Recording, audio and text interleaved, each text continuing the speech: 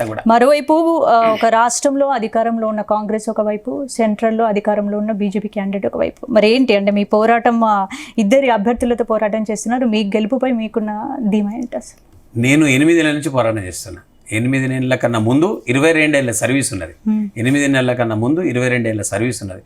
నా నమ్మకం, గట్టి నమ్మకం ఏంటంటే నేను పనిచేసిన కాబట్టే, పనిమంతుని కాబట్టే ఇలా ఒక వర్కర్ అంటారు నన్ను అందరూ నన్ను లీడర్ అనరు, నన్ను వర్కర్ అంటారు, ఒక సర్వీస్ ఓరియంటెడ్ పర్సన్ అంటారు, ఒక సేవకుడు అని పిలుస్తారు. నన్ను యాదగిరి శేఖరరావు అనేటోడు సేవకుడు అంటారు. కాబట్టి ఆ సేవనే ఇలా నన్ను నమ్ముకుంటుంది. ఆ సేవను నమ్ముకొని నేను ముందుకెళ్ళిన కాబట్టి ఎంతమంది ప్రత్యర్థులున్నా, ఎన్ని పార్టీలున్నా, ఎన్ని వేల కోట్లున్నా, ఎన్ని లక్షల కోట్లున్నా యాదగిరి శేఖరరావు అంటాడు మొక్కవని ధైర్యంతో ముందుకెళ్తున్నాడు. నా వెనక బలము బలగం ఉన్నది, నా వెనక బలము బలగం ఉన్నది. కాబట్టి నా యొక్క ట్రస్మానే కాదు నాకు ఇవాళ, నేను ఒక రాష్ట్ర అధ్యక్షుడు, ప్రజ్ఞా వికాస్లో కూడా రాష్ట్ర అధ్యక్షుడిగా ఉన్నా, ఒక దైవత్వంలో, ఒక లైనిజంలో ఉన్నా, లైనిజంలో కూడా జోనల్ చైర్మన్గా ఉన్నా. అంటే అనేక రకాలుగా ఇలా ఒక focus forum of colleges and స్కూల్స్లో కూడా ఒక రాష్ట్ర అధ్యక్షుడిగా పనిచేసా, ఇప్పుడు కూడా ఉన్నా. అంటే అనేక సంస్థలతోని అటాచ్లో ఉన్నా కాబట్టి నా ప్రత్యర్థుల ఓటమి అనేది తప్పకుండా జరిగి తీరుతుంది. యాదగిరి శేఖరరావు అంటాడు గెలవబోతున్నాడని ఈ వేదిక ద్వారా తెలియజేస్తాను. ప్రస్తుతం కాంగ్రెస్ ప్రభుత్వంపై మీ వైఖరి ఏంటి? కాంగ్రెస్ ప్రభుత్వం నిరుద్యోగులకు ఇచ్చిన హామీలపై మీరు ఏం చెప్తారు? ఇందాక చెప్పే కదా, ఏదైతే నిరుద్యోగులు కావచ్చు, ఇలా చదువుకునే పిల్లల పట్ల కావచ్చు, ముఖ్యంగా విద్యారంగం గురించే నేను మాట్లాడతాను, మిగతా రంగం నాకు అక్కర్లే. ఎందుకంటే పట్టభద్రులకు కావాల్సి విద్యారంగం, పట్టభద్రులే ఓటేస్తారు కాబట్టి పట్టభద్రులందరికీ కూడా ఇచ్చిన హామీలన్నీ కూడా నెరవేర్చలేదు, వైఫల్యం చెందింది. కాబట్టి ముఖ్యంగా అది ఒకటి, కాంగ్రెస్ ఇచ్చిన టికెట్ ఏదైతే ఉందో ఆ టికెట్ ఇచ్చింది కూడా తప్పు చేసిండ్రు. ఎవరైతే వ్యక్తి వ్యాపారస్తునికి ఇవ్వడం వల్ల ఇలా వాళ్ళ యొక్క ఓటమి అంచులో అల్ఫోర్స్ నరేందర్ రెడ్డి గారు. ఇంకొకటి కూడా మీకు చెప్తా ఉంటా, యాక్చువల్లీ ఆయన ఇంటి పేరు ఊటుకూరు నరేందర్ రెడ్డి, దాన్ని ఎలక్షన్ కమిషన్లో ఎక్కడో మేనేజ్ చేసుకున్నాడు. ఇలా అల్ఫోర్స్ నరేందర్ రెడ్డి ఊటుకూరు అని పెట్టుకున్నారు. అది ఎంత తప్పు అంటే దాని మీద కూడా ఇలా చాలామందికి కోట్ల పోతున్నారు, కేసు పోతున్నారు. అంటే మన దగ్గర అంటే మనం ఏదైనా చేయగలుగుతామా అంటే, డబ్బున్నా కానీ అంటే అధికారం చేతిలో ఉన్నదని ఏదైనా చేయగలుగుతామా? అట్లా చేయడం తప్పు అని కూడా నేను ఈ వేదిక ద్వారా తెలియజేస్తా ఉన్నాను.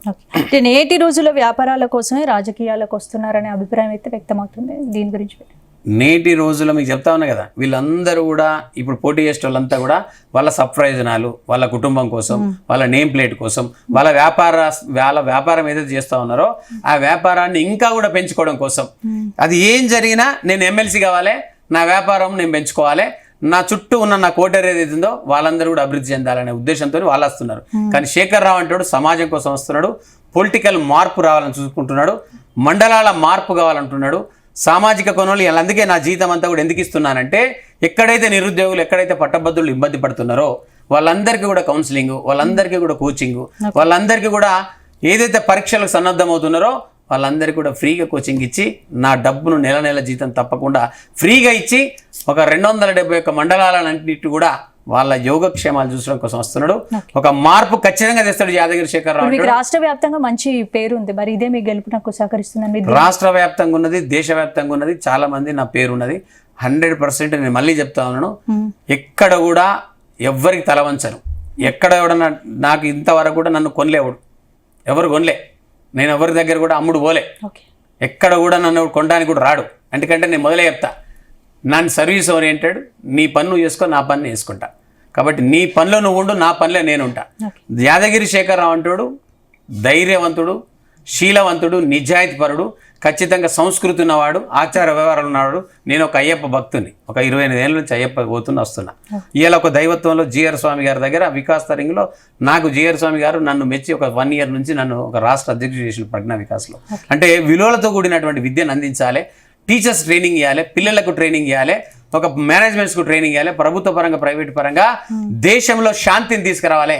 అంటే ప్రపంచంలో ఉన్న మన భారతదేశం నెంబర్ 1 ఉండాలనే అట్లాంటి కీలక పాత్ర పోషించేటువంటి రాష్ట్ర అధ్యక్షుడు ఇచ్చారు. ఆషామాషి కాదది. నా లోపల అంటే గట్టి ధైర్యాన్ని పెంపొందించేదెవరు అంటే సమాజం. అయ్యేలా నాకు అంత పెద్ద బాధ్యత ఇచ్చిందెవరు? ఒక స్వామీజీ. మరి అలాంటప్పుడు అంటే ఆషామాషి కాదు స్వామీజీ. నాకు వీళ్ళు ఎందుకు ఇచ్చిండ్రు, అట్లాంటి పాత్ర ఎందుకు ఇచ్చారు? కారణం ఏంటంటే విలువలతో కూడినటువంటి విద్యను అందించడం కోసం టీచర్స్ అందరినీ కూడా శిక్షణ ఇచ్చి, పిల్లలకు కూడా శిక్షణ ఇచ్చి ఒక శాంతిని నెలకొల్పాలి. అన్ని ప్రభుత్వాలు చేయి.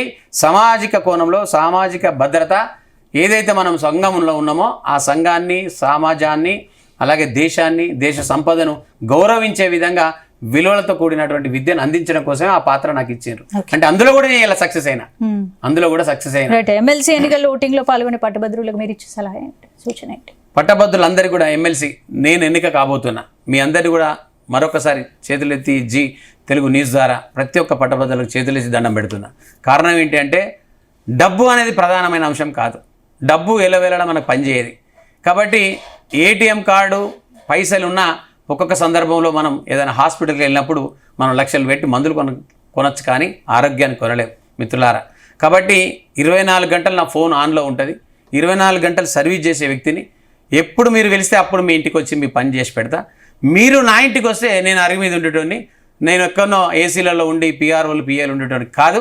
కాబట్టి ఇంటి ముంగట ఉండి మీ పనిని అప్పటికప్పుడే ఫోన్ ద్వారానో కాన్ఫరెన్స్ ద్వారానో కూడా చేసే శక్తి సామర్థ్యం ఉన్న వ్యక్తిని. కాబట్టి మిత్రులారా మీరందరూ గమనించండి, ఒక సచ్చీలత, ఒక అంటే నేర్పరిని, ఒక సంస్కృతి ఆచార వ్యవహారాలు అంటే ఆచార వ్యవహారాలు ఉన్నటువంటి వ్యక్తిని. కాబట్టి ఖచ్చితంగా మీరందరూ నాకు ఓటు వేసి నన్ను గెలిపిస్తే 6 సంవత్సరాలు మీ అందరికీ సేవ చేస్తా. ఒక 10 రోజులు కష్టపడే నా కోసం 6 సంవత్సరాలు మీకు సేవ చేస్తా. ఆ సేవ చేసే అదృష్టాన్ని నాకు ఇవ్వాలని మీ అందరినీ కూడా మరొక్కసారి చేతులు ఎత్తి శేఖర్ రావు గారు, మీ భవిష్యత్తు ప్రణాళిక ఏంటి? ఫైనల్ గా మీరు ఏం చెప్పదలుచుకున్నారు? భవిష్యత్తు అంటే నేను విద్య పట్లనే భవిష్యత్తు ప్రణాళిక. ఏ దేశమైనా బాగుపడాలంటే మిసైల్స్ కానీ అణుబాంబులు కానీ అక్కర్లేదు. ఆ దేశంలో మంచి విద్యను అందించడానికి ప్రయత్నం చేయాలి. అది విద్యాలయాలు కానీ ప్రభుత్వాలు కానీ. ఈరోజు ఆ విద్యాలయాలు కానీ ప్రభుత్వాలు కానీ.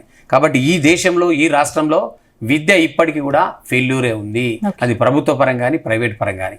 అవన్నీ సక్సెస్ కావాలంటే నాలాంటి వాడు శాసన మండలిలో కనుక ఉన్నట్లయితే ఫైనల్గా విద్యలో సమూలమైన మార్పులు తీసుకురావడానికి, ఉద్యోగ అవకాశాలు కల్పించడంలో కానీ, నిరుద్యోగులకు భద్రత ఇవ్వడంలో కానీ, నిరుద్యోగులకు వాళ్ళందరినీ కూడా కౌన్సిలింగ్ చేసి వాళ్ళు స్వతహాగా వనరులను ఉపయోగించి వాళ్ళే ఒక 50 మందిని ఉద్యోగ అవకాశాలు కల్పించే విధంగా నేను ఆల్రెడీ ఒక 50 మందికి ఉద్యోగ అవకాశాలు ఇచ్చినాయాలి.